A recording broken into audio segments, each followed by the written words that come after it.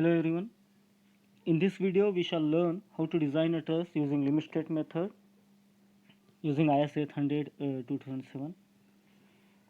So before going with the design, first let us go through briefly about the introduction of the truss, like why the trusses are used and its components, which is very important from design point of view. Trusses are generally used in low-rise structures, since the industrial buildings are low-rise structures and they need large column-free areas. So we usually go for trusses in case of industrial buildings.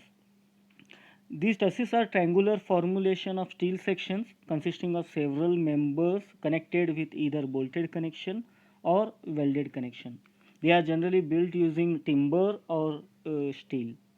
So in this picture you can see a real life structure of a truss. So these are the trusses. These are the trusses. So here is a line diagram of a truss showing the different components of the trusses. First we need to understand these trusses are subjected to only axial forces and they don't transfer moment or shear. So they are only subjected to axial tensile forces. So here in this figure you can see these points are called as joints. So these points are called as joints. Now the major component of a truss is a rafter. The top member is the rafter. These points they are also called as panel points. So this is end panel point, this is intermediate panel points. The distance, the member between here you can see the member from this point to this point is called as rafter. So these are rafters, that is, or they are also called as top chord members. And this member, that is the bottom member, that is from this point to this point, is called as bottom chord members or main ties, which are usually subjected to tension forces. Apart from these top chord members and bottom chord members, we also have inner members, which are either inner compression members or either tension members, depending upon the nature of forces to which they are. So depending upon the nature of forces, these members are either called as inner compression members or inner tension members. So say for example, if this member is subjected to compressive type of force, it is called as an inner compression member, or it can also be called as a strut.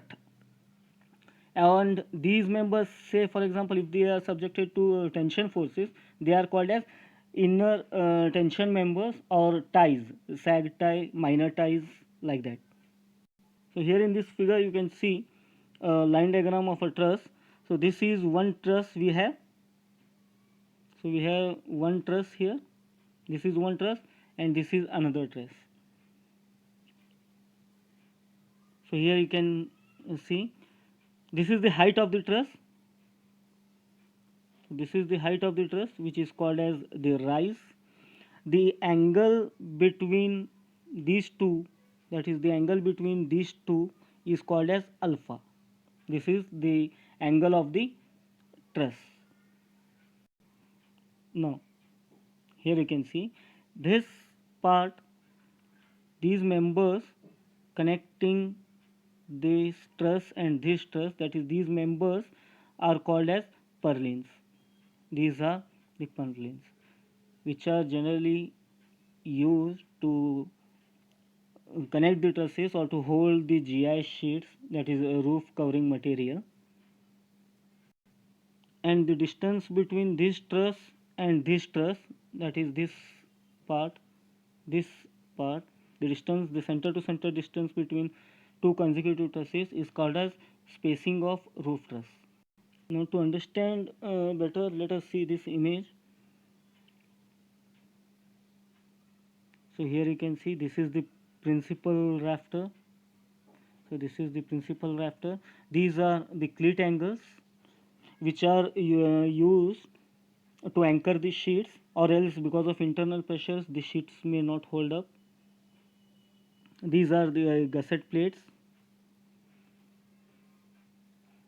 These are the gusset plates.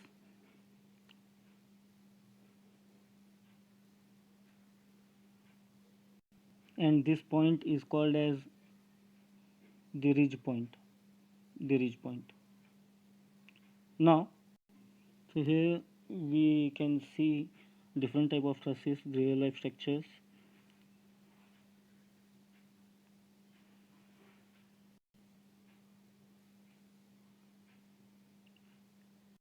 So depending upon the required span, trusses are classified into several types, like we have king post, queen post, fan type, etc. So let us remember these points.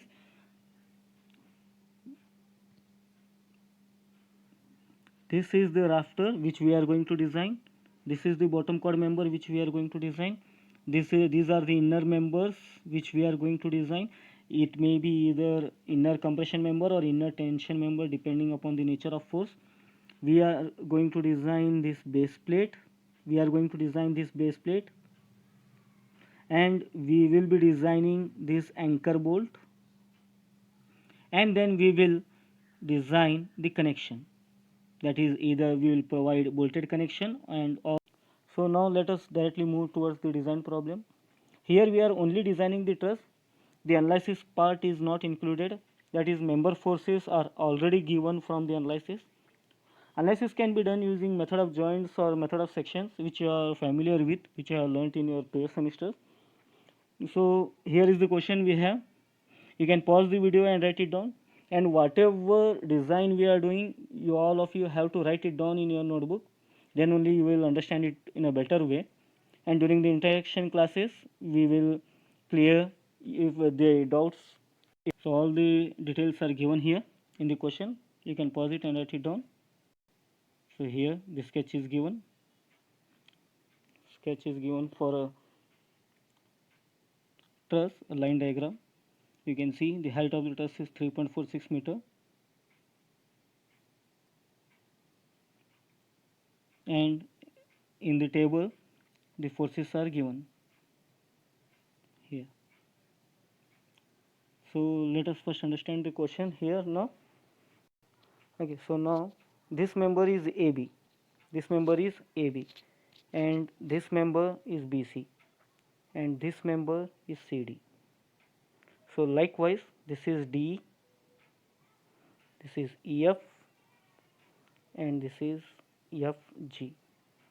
Here you can see in the table these are the compression members. These are the compression members. So altogether from here to here it's a rafter. It's a rafter. So the rafter is from this point to this point. So here the forces are given, right? So let us see this part. For the members AB and GF, the length is 2.31 meter, having a compression force of 240 kilonewton. And the member BC, length is same but the force is 210 kilonewton. And for the member GD or ED, the length is again same but the force is 160 kilonewton. So these members we need to design. We need to design these three members.